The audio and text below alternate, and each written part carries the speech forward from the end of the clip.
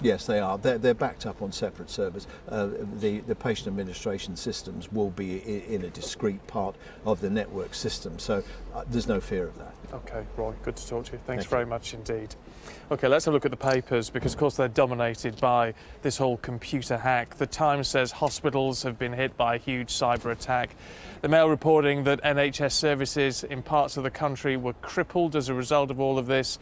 The Mirror says operations cancelled, A&Es closed as a result of the attack.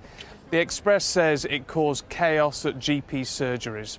The Eye says ambulances were diverted, patients told to stay away.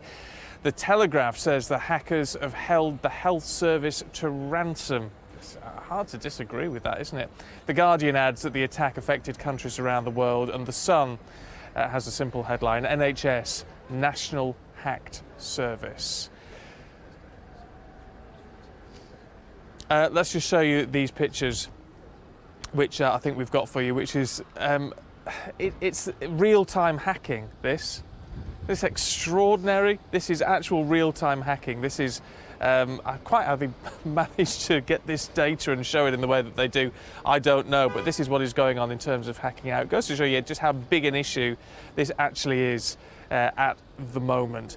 Because we've been looking at the papers, I want to just bring in Dr. Kishan Rees, who's an A&E doctor, who's been looking through some of these headlines. What has, as a doctor, what has grabbed you in the papers? I think it's scary. I mean, the hackers holding NHS to ransom, the NHS across the country, you've got the most caring, compassionate, hard-working individuals, doctors, nurses, healthcare professionals, putting their lives on hold to help other people, and this is just something to make their life harder, and ultimately the patients that are going to suffer as well.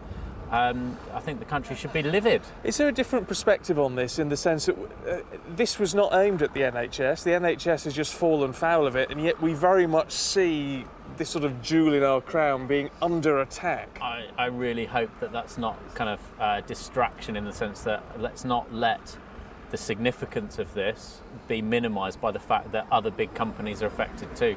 You know, we should be proud at the NHS, we should be funding it properly, it's the jewel in the crown, as you said.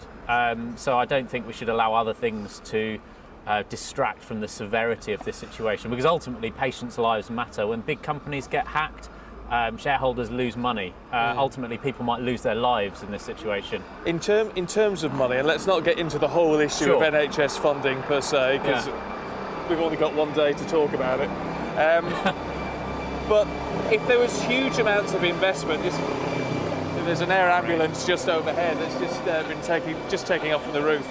But in terms of, we need more money in cyber investment in the NHS. That is obvious from what has happened. But isn't it fair to say, if we were seeing hundreds of thousands or millions of pounds going into that in the run-up to now, people would be saying, well, why is this not going on frontline care? I completely agree, and I think, look, New Labour put lots of money into the NHS, and I benefited from that in terms of becoming a medical student, but I think we've got to have proper spending of public money, and it can't just be thrown around willy-nilly. So it's not a case of just chucking money at the problem. It is a case of, is it being spent properly? Are we getting value for money from that? And I think, we've got 30 days to talk about in terms of how it's funded. So right, not just today. And I think it will be a big part of the campaign. Yeah, well, we shall see with all of that. We get to leave politics to one side slightly this morning on this issue. Though there will be lots of that, of course, throughout the day here on Sky News, as you can imagine. But let's just head back to the Sky studios now, and Isabel.